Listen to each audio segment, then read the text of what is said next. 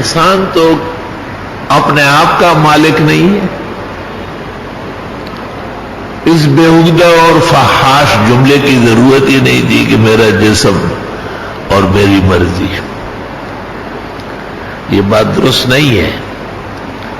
علماء کہتے ہیں کہ اگر کوئی شخص آپ کو جلائے تو بھی گناہگار ہے، اور اگر آپ جلائے تو بھی گناہگار ہے. اس لیے تو خودکش کا جنازہ بہت سارے ائمہ کے یہاں نہیں ہوتا، کہ وہ کہتے ہیں وہ قاتل النفس جو ہے بدترین مجرم ہے، خدا تعالیٰ کے حقوق میں اس نے دخل دیا ہے. اللہ تعالیٰ نے اپنی مرضی سے انسان کو پیدا کیا ہے، خلق الانسان من علق، اور اپنی مرضی سے اس کو زندگی دی ہے. اور جب اللہ تعالیٰ چاہے گا وہ دنیا سے روانہ ہوگا. اگر کسی نے ایسی کوئی دوا استعمال کی جس کا ضرر معلوم تھا تو فقہاء کہتے ارتکاب معصیت ہے. کسی ایسے کام میں ہاتھ ڈالنا کہ جس کے آپ ماہر نہیں ہیں، فقہاء کہتے ہیں اس سے بھی گناہگار ہونے کا اندیشہ ہے. اس لیے یہ قاعدہ مسلمانوں کو معلوم ہونا چاہیے کہ وہ اپنے آپ کا مالک و مختار نہیں. مالک و مختار صرف ایک ذات ہے، للہ الواحد القہار، جو اکیلا ہے اور زورور ہے،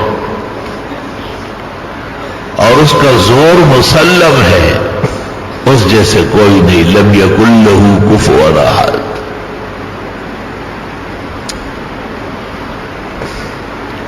علماء دین کہتے ہیں نا کہ کن کن چیزوں میں انسان بے بس ہے. ابن سیرین کہتے ہیں ہر چیز میں بے بس ہے، کچھ بھی نہیں ہے. یہ نوالا اٹھا لیتا ہے، منہ میں ڈالنے سے پہلے ہی منہ میں بیماری آ جائے گی. نوالا اٹھا لے گا اور منہ تک پہنچنے سے پہلے زمین پر گر جائے گا. تو اس کا اختیار کہاں ہے؟ بچہ گود میں ہوتا ہے، ماں کا اور باپ کا روح چلنے لگتی ہے، کچھ بھی نہیں کر سکتے. دنیا کے اندر اگر غور کیا جائے تو سب سے بے بس انسان ہے، سب سے عاجز اور کمزور انسان ہے. دیکھو اس کو یہ پتہ نہیں کہ میں پہلے مروں گا یا میری بیوی پہلے مرے گی. بعض قوموں کے یہاں بیوی کی بڑی قدر و منزلت ہے، اور حقیقت یہ ہے کہ اہل کہتے اس کو، اہلیہ. وَإِذْ قَالَ مُوسَىٰ لِأَهْلِهِ، اہل ہونا تو بہت مشکل کام ہے.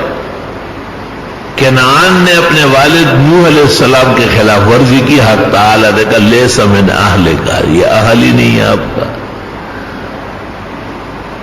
اہل ہی نہیں، نا اہل ہے.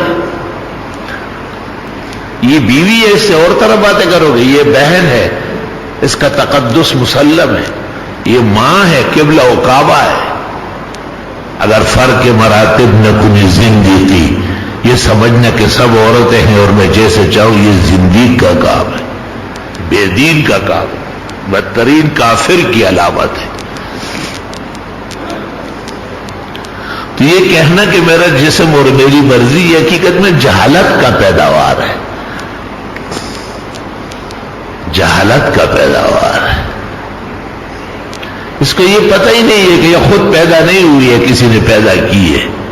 اور صرف ماں باپ کا کارنامہ نہیں ہے، اتنے بڑے ماں باپ لگے ہوئے کارناموں میں کچھ بھی نہیں ہوتا.